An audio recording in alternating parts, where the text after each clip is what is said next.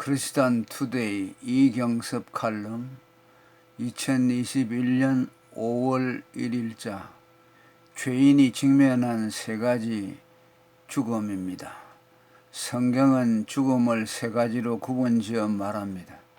영적 죽음, 육체적 죽음, 그리고 영원한 죽음입니다. 이 셋은 하나하나의 독자적인 의미와 함께 또 상호 연관성 속에서 그 의미를 갖습니다. 특히 후자를 제대로 이해하지 못하면 죽음에 대한 정확한 이해를 갖지 못하며 나아가 죽음의 상대적 개념인 생명도 이해하기 어렵습니다. 하나님이 아담에게 네가 먹는 날에는 정령 죽으리라고 했을 때 그 죽음의 의미도 그 모든 의미들을 두루 함의했습니다. 영적인 죽음, 성경이 사람을 죽었다 살았다고 말할 때 대부분 영적인 죽음을 의미한 경우가 많습니다.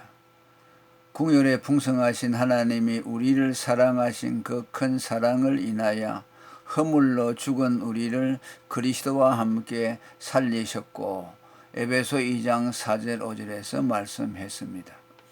예수님께서 사람이 내 말을 지키면 죽음을 영원히 보지 아니하리라고 하신 말씀에서도 죽음 역시 육체의 죽음 이상의 하나님과의 단절을 의미했습니다. 그러나 영적인 소경인 유대인들은 그것을 육체의 죽음에 한정지었습니다. 이는 이어진 그들의 대꾸에서 여실히 드러납니다. 유대인들이 가로되 지금 네가 귀신 들린 줄을 아노라.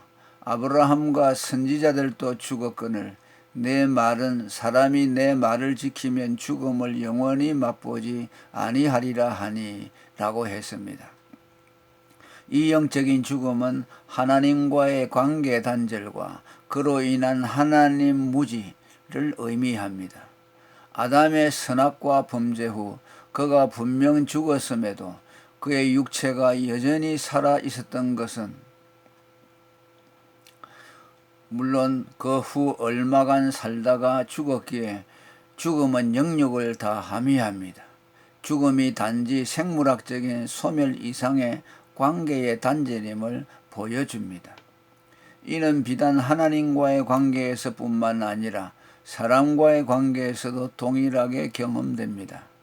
사랑하는 사람의 죽음이 슬픈 것은 그의 육체의 소멸 때문만은 아닙니다. 그로 인해 다신 볼 수 없는 관계의 단절 때문입니다. 그러나 다행인 것은 죄로 인한 영적인 죽음이 최종적이거나 영원한 것은 아니라는 점 때문입니다. 하나님은 그의 아들을 세상에 보내 죄인들에게 살 길을 열어 주셨습니다. 하나님이 자기의 독생자를 세상에 보내심은 저로 말미암아 우리를 살리려 하심이니라. 사랑은 여기 있으니 우리가 하나님을 사랑한 것이 아니요 오직 하나님이 우리를 사랑하사 우리 죄를 위하여 화목제로 그 아들을 보내셨음이니라.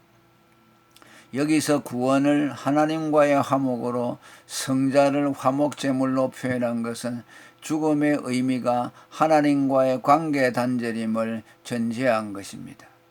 그러므로 우리가 믿음으로 의롭다 하심을 얻었은즉 우리 주 예수 그리스도로 말미암아 하나님으로 더불어 화평을 누리자. 로마서 5장 1절. 피할 수 없는 첫째 사망. 범죄한 인간에게 있어 육체의 죽음은 응당한 결과이며 아무도 그것을 피할 수 없습니다. 선악을 알게 하는 나무의 실과는 먹지 말라. 내가 먹는 날에는 정령 죽으리라는 말씀의 적용은 신불신자의 구분이 없습니다.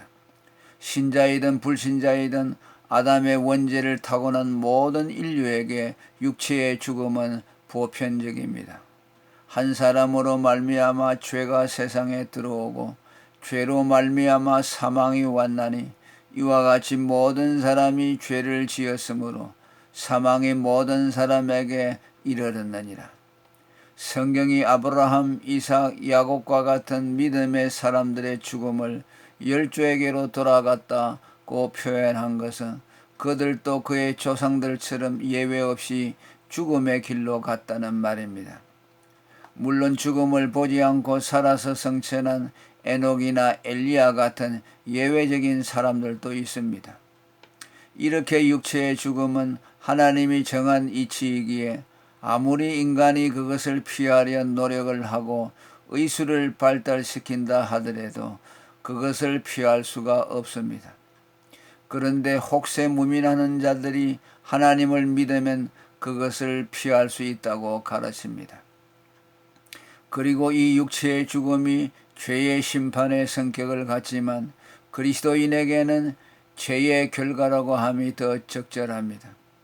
이는 그것이 최종적인 심판이 아니기 때문입니다. 곧 신불신자에 따라 그것이 영생의 축복, 영원한 저주의 관문이 되게 하기 때문입니다.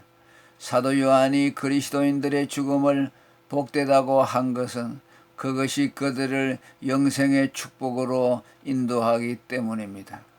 이스라엘 백성이 가나안에 입성하기 위해 반드시 요단강을 건너야 했던 믿는 성도에게 죽음은 천국 입성을 위한 일종의 통과 의례 같은 것입니다.